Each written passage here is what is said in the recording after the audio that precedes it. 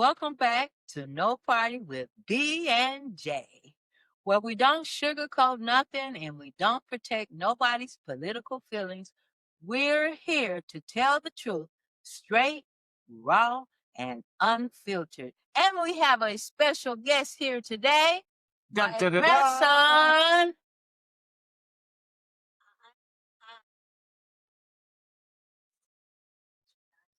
No, but we appreciate you having him. Thanksgiving's always the time for Yeah. family, so when you can bring the little guys on, it makes everybody Hey, he's feel learning good. to be a podcaster early, Yeah, Justin. he's learning from somebody very good.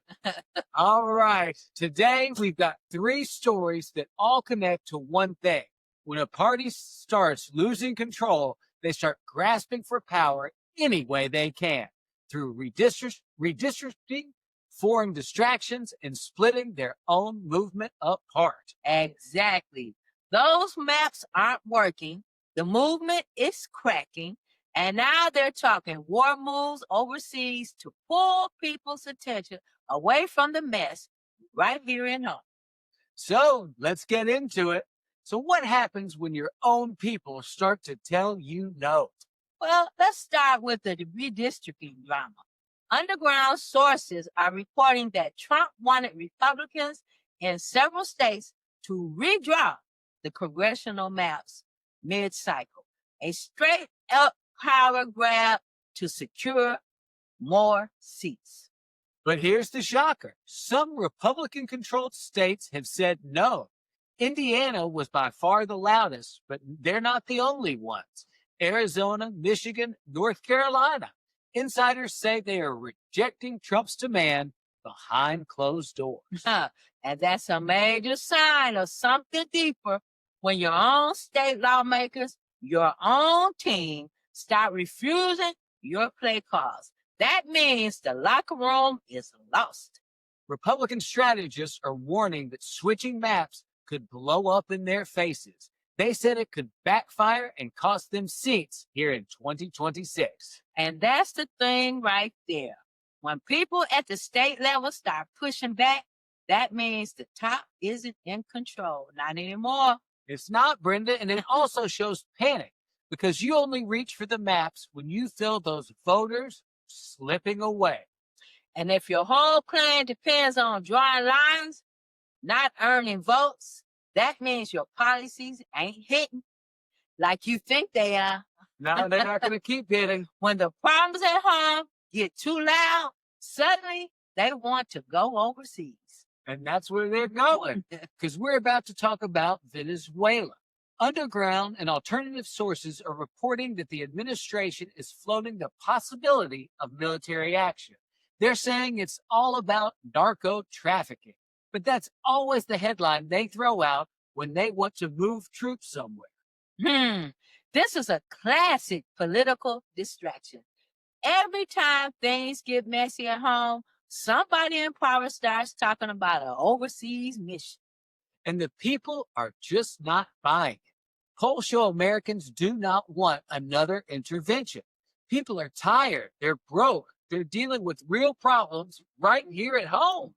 And you got this homelessness exploding. People are homeless. Prices are going up. Cities are struggling. And you want to talk about sending troops to Venezuela.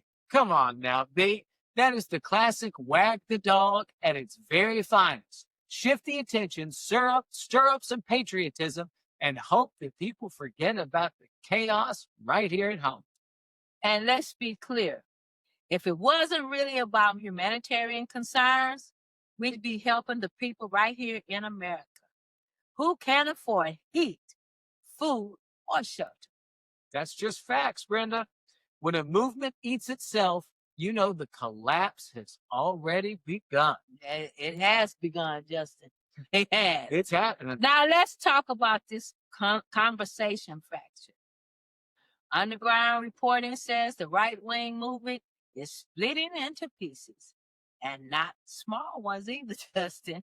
No, there's some big fractures going on because you've got old guard conservatives. You have Trump loyalists, extreme neo-Nazi groups, radicalized influencers, and people just trying to hold on to power.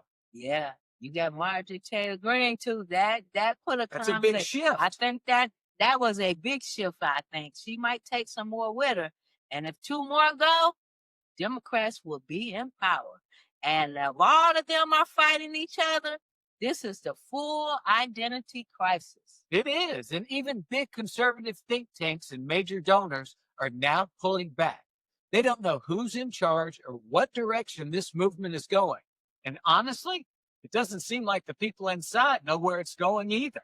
This is what happens when a movement builds itself around one person instead of a principle. The moment that person weakens, everything underneath, it starts fighting from the throne. It does. And here's the truth. You cannot lead a country if you cannot lead your own movement. And right now, it don't seem likely. The base is divided, the leadership is confused, and the message is broken. This is not strength, that is collapse. So here's the bottom line. The maps aren't saving them. The foreign distractions aren't convincing folks. And the movement itself is splitting into pieces.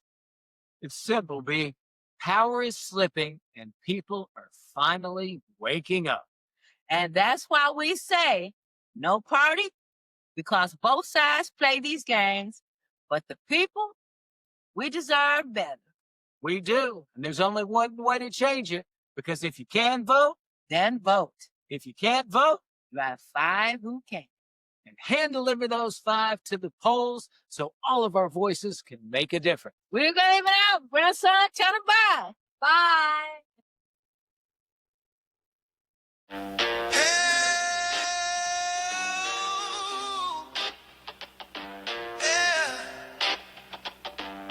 What's up, everybody? Gather round, let's ignite. It's the sensible thinker shining true tonight. With your host, Brenda and Justin in the